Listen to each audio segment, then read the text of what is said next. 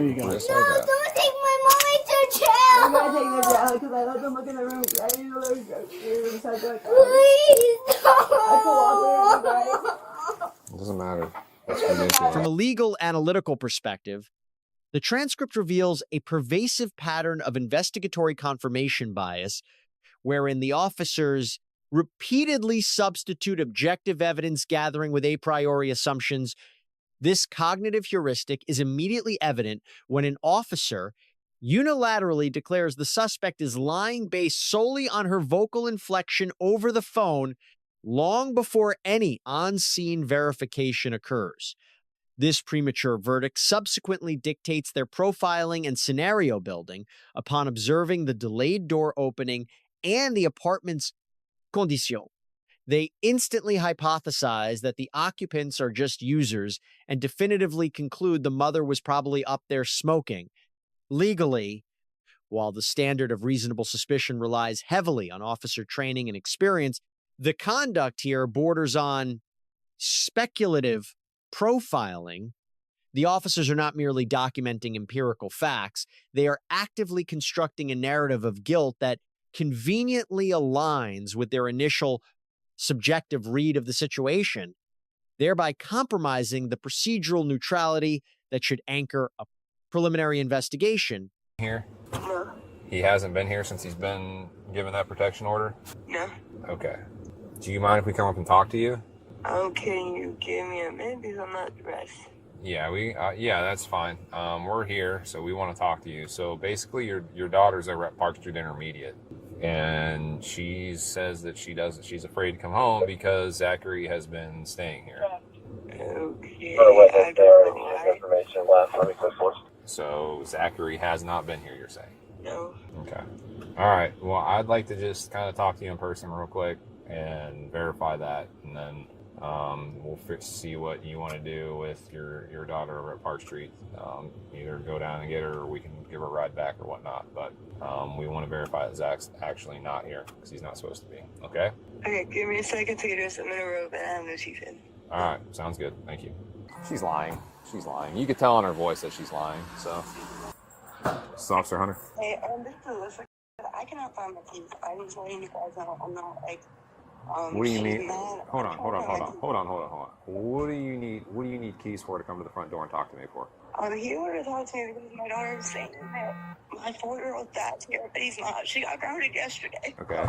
That's the only thing I can think of, but I was in the shower. I have no teeth. I can't find my teeth. I have them. I just can't find them. Your so teeth. It's embarrassing. Okay, I don't care about whether you have teeth in or not. I want to talk to you in person. I'm not going to let your daughter come back to this apartment until I talk to you and I see you face to face. Do you understand that? Yes, I understand. So I don't care if you have teeth in or not. You need to come to the door and talk to me. I know. I'm just letting you guys know. I'm coming to the door now. It's embarrassing. Well, I'm sorry that you feel that way, but I could care less about that. I know, but it's embarrassing. It's the insecurity. I'm That last part of it. You're good. Oh, face. Okay, are you able to come to the door or not? Yes, I'm going to. Oh, you ready? Hello?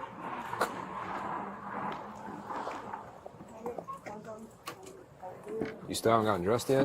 No, I'm brushing my teeth. Okay. I was brushing my teeth. Come here, please. So where is Zach at? Zachary? Mine should be Taz. He should be what? He's at Taz or Mom. Taylor's around the corner. Okay. Then, hello? So he's not here. He hasn't been here. And there's no concern. No. And you would tell us No, I promise you. to be safe. There's a concern about my daughter.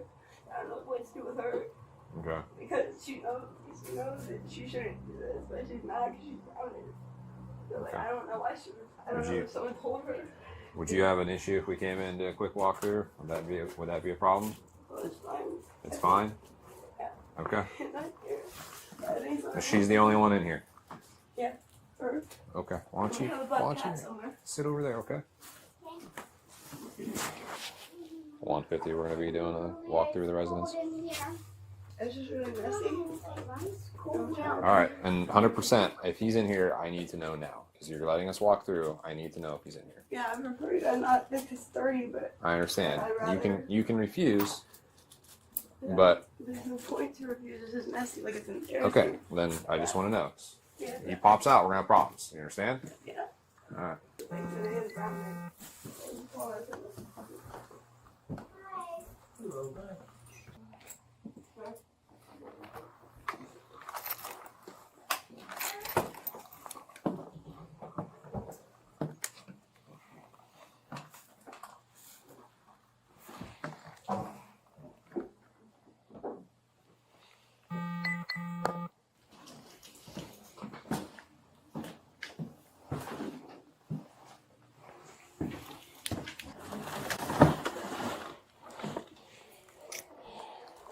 We're gonna end up getting a hold of her, Sergeant Hennessy again, see what she wants to do, because we obviously have paraphernalia everywhere in here. That's a problem. So we might hold this somewhere.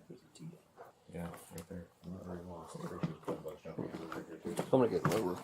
See her, but Yeah, I tried to look when I came up the stairs. I guess there's a basement, so we'll check that real quick, and then we'll go from there. Dave's really bad, but Dave's like, I said I put all the clothes on. I cut it. There's a piece of glass. I don't like our basement. No. What should I do about her flying? Because she's grounded. No. I wrote. Grove City Police, anybody down here? Grove City Police. Is anybody down here?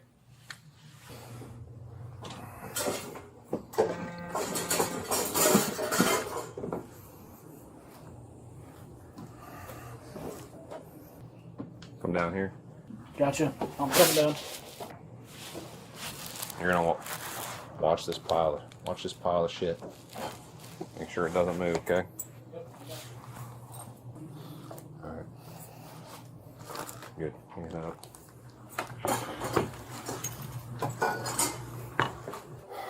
All right. Just kind of hold here, living room. Don't let her upstairs. Furthermore, the integrity of the interaction is severely compromised by the rapid erosion of professional detachment driven by the officer's visceral reactions to the suspect's environment and personal degradation. The bedrock of constitutional policing requires a dispassionate application of the law.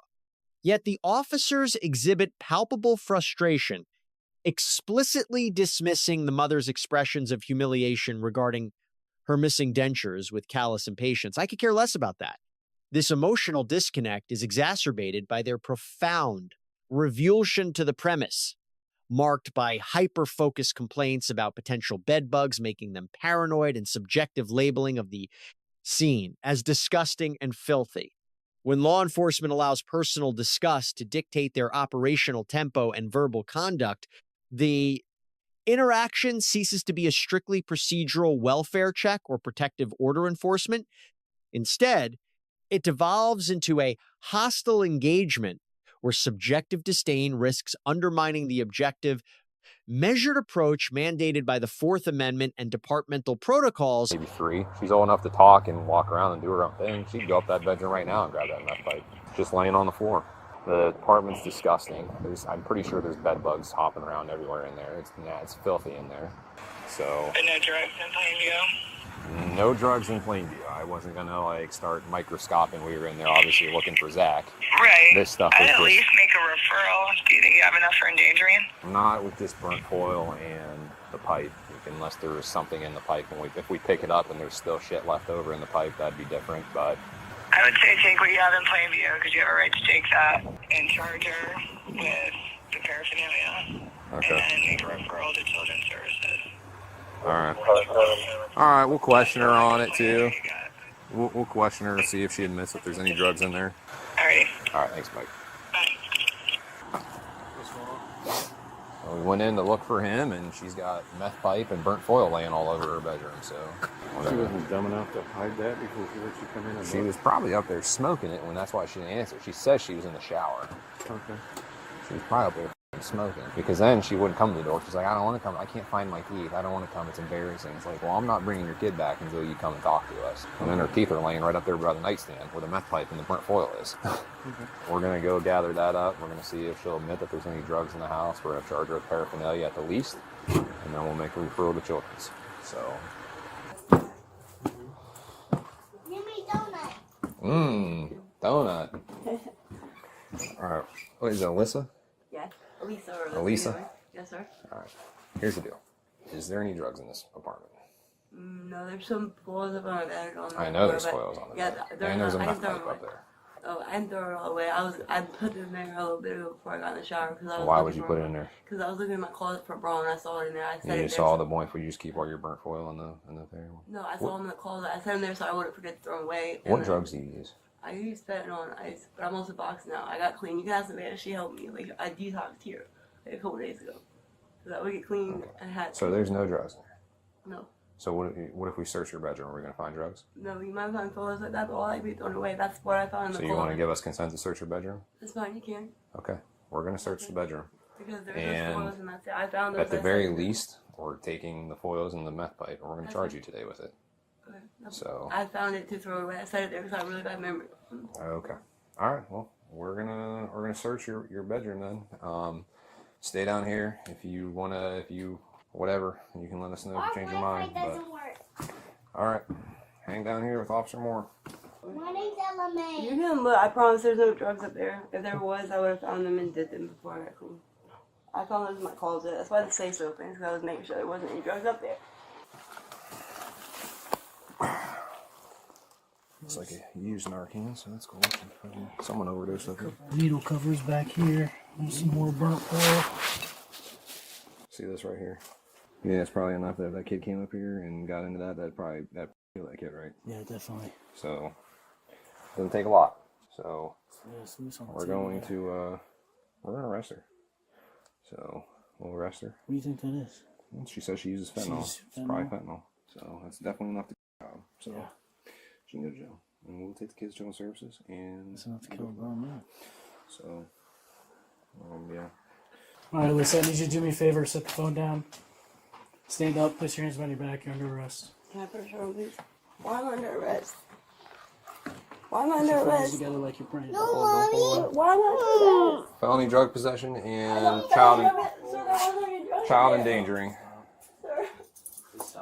I need my mommy. I know. Why? You need to have a nice safe home is what you need. We're gonna do that. I found Bring it your in the wrist. closet. Bring your wrist closer together. Sir, I found it in the closet. Give me. No, mommy. I didn't do anything. Please don't arrest my Get the handcuff on the wrong way. This robe is throwing me off. mom. No, don't arrest You just help me secure your hands really quick. I put my handcuff on the wrong way. You just take it off. Yeah, because the robes were. Just take it off.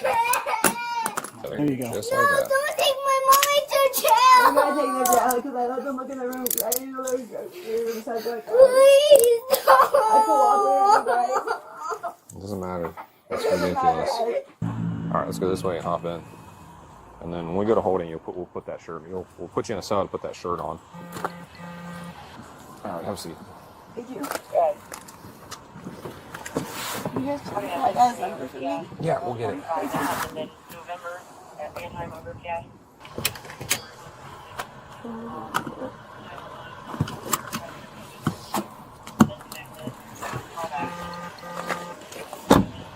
Listen, please go get custody of these kids, temporary custody. If I, yeah, I will. Don't, Because doesn't the if- parents have to sign off on that? Not after this is, because she's getting charged with felony child endangering. Oh my goodness. Okay, Oh my goodness. these kids don't deserve to live in this apartment. You were in there. It's disgusting. No, I haven't been in there for Well, you're saying you were just in there. Yeah. It's disgusting. It is disgusting. And she's got just fentanyl laying around and on her. I didn't. And she's a compulsive liar. My hand to Jehovah God. I did not know. So they don't need to be in this place. And if we can't get them with a safe family member that we can trust, then they're going to go to the state. Me. Okay, well And then then be I that also person. have my daughters who will help too. Okay, well be those people because they don't need to be around mom right now until she figures her life out. And quite frankly, we've been out here way too many damn times. Ultimately, the most concerning legal and ethical departure occurs when the officers transcend their enforcement mandate to engage in overt moral adjudication. Law enforcement's jurisdictional role is strictly to secure a scene, gather actionable evidence, and execute arrests. However, These officers explicitly adopt the roles of judge and jury regarding the suspect's parental fitness and societal worth. Sarcastic remarks regarding a used Narcan dose that's cool and definitively stating that the children don't deserve to live in this apartment reflect a deeply ingrained policing fatigue, which is explicitly vocalized in their complaint of having responded to the residents way too many damn times. While their ultimate legal assessment of child endangerment is factually supported by the exposed fentanyl and paraphernalia, their punitive, moralizing tone highlights a systemic vulnerability, the tendency of fatigued officers to weaponize their legal authority, not just to mitigate unlawful behavior, but to penalize perceived moral failings, thereby blurring the vital boundary between objective justice, personal retribution,